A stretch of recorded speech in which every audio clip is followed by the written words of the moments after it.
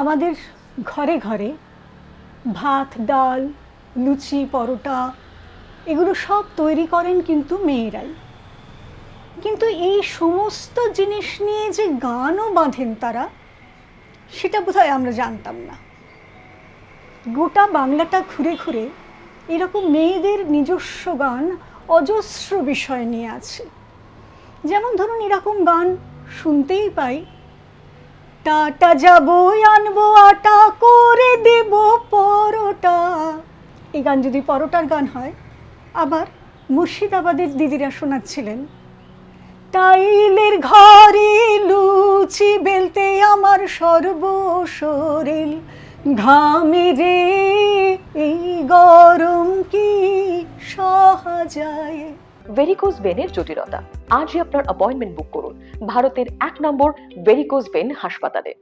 সত্যি তো, আমরা যখন থালা ভরা খাবারগুলো খাই, আমরা কি মনে রাখি যে কেউ একটা অত্যন্ত যত্ন নিয়ে আবার অত্যন্ত পরিশ্রমের সঙ্গে এই সব খাবারগুলো তৈরি করেছেন? এই যে খাদ্য জুগিয়ে চলেছেন মেয়েরা হাজার হাজার হাজার বছর ধরে। ধরুন যখন কৃষি আসেনি তার আগে থেকেও খাদ্য সংগ্রহটা তারা করতেন। আবার সেই সংগ্রহ করতে করতেই তারা দেখতে পেয়েছিলেন বীজ থেকে চারা বেরোয়। কৃষি এসেছিল তাই মেয়েদের হাত ধরেই।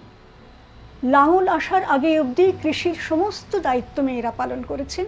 তারপরে নারী পুরুষ মিলে কিন্তু এখনও কৃষির নানান পর্যায়ে মেয়েদের শ্রম কিন্তু যুক্ত আছেই। ধরুন ভাতটা তো আমরা খাই, সেই ধানটা রুয়ে দেন কারা? মেয়েরা। এখনও কিন্তু ধান রোয়ার কাজটা মেয়েরাই করেন। আর সব কিছুর জন্য তারা গান বাঁধেন। যেমন এমন গান উত্তরবঙ্গে আমরা শুনছি, আরে গাও খান হইল মোর নেতের প্যাতের নাউছা বেছন গাড়িয়া। নতুন ধানের চারা তারা বৃষ্টিতে ভিজে ভিজে মাঠে নেমে কাদা জলের মধ্যে দাঁড়িয়ে ধান রোয়ার কাজ করছেন। কি উত্তরবঙ্গ, কি দক্ষিণবঙ্গ, পশ্চিমবঙ্গ, সব জায়গায়। ধান চারা একটু বড় হলে ক্ষেত পরিষ্কার করতে হয়, নিড়ানি দিতে হয়।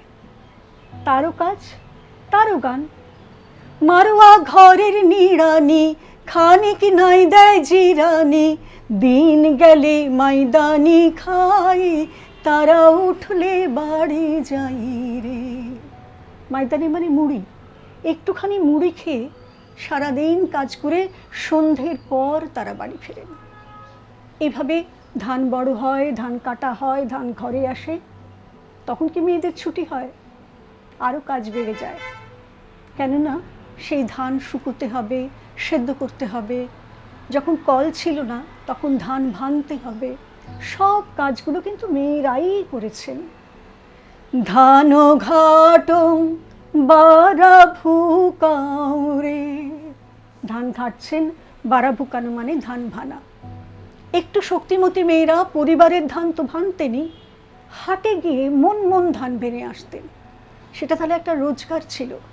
ঐতিহাসিক সুগত বসুর বইতে পড়ছে লক্ষ লক্ষ নারী ভাননি হিসেবে রোজগার করতেন। আমরা বারা বানতে যাব সন্ধ্যায় একসাথে, চল ঠেরাই হোর হাটে। হাটে গিয়ে তারা ধান ভানতেন, মুড়ি ভাজতেন, চিঁড়ে কুটতেন। খাদ্য সরবরাহের পুরো দায়িত্বটা মেয়েরা নানানভাবে পালন করে এসেছেন। আর ভাতের সঙ্গে তো একটা কিছু লাগে, তাই কখনো শাক তুলতে যাচ্ছেন, কখনো মাছ ধরতে যাচ্ছেন। কি করে পরিবারের মুখে একটুখানি খাবার তুলে দেওয়া যায়? শাক তোলার প্রচুর প্রচুর গান। হাপা শাক, বেতো শাক, এপার বাইতো ওপার বাইতো, বাইতো দুম দুম করে, বাইতো শাক তুলতে গেলি সাপে পট করে। সাপ বা কত কিছু নিয়ে মেয়েরা চলেন। আর বৃষ্টিতে একটু একটু জল পড়ছে, যখন পুঁটি মাছটা পুকুর থেকে ভেসে এসেছে, রিমি ঝিমি হইল জল, পুঁটি মাছে চলাচল, মাঝগাকে ওল মিশাই রাঁধলি রাঁধলি, ও জোড়া ঝুমুর গাহলি। অর্থাৎ একটুখানি মাছ ভালো করে রান্না করে সবার পাতে দিতে পারলে এত আনন্দ পান, গান জুড়ে দেন তারা। এরকম মেয়েদের গান নানান বিষয় নিয়ে, নানান জিনিস নিয়ে। রান্না যে করছেন তাই নিয়েই বা কত গান।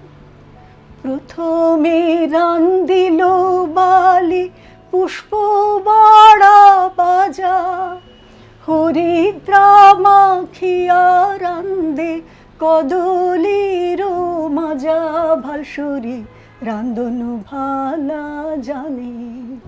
কখনো শুক্তো করছে, কখনো নিম বেগুন ভাজা করছে, কখনো আবার কিচ্ছু না, একটু তেতো তেতো তো লাগে মাঝে মধ্যে। কারলা কুন্দরি ভাজা সেই তো তরকারির মজা, শাক ভাজায় রসুন ফোড়ন দিদি জানো না। রসুন ফোড়ন দিয়ে শাক ভাজা কিন্তু আমাদের ঘরে ঘরে করে আসছি।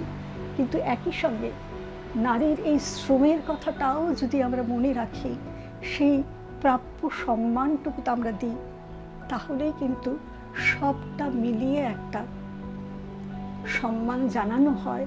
শ্রমের সম্মান, সৃষ্টির সম্মান, সৃজনের সম্মান, সেটা নারীর প্রাপ্য, কিন্তু আমরা যেন ভুলে না যাই।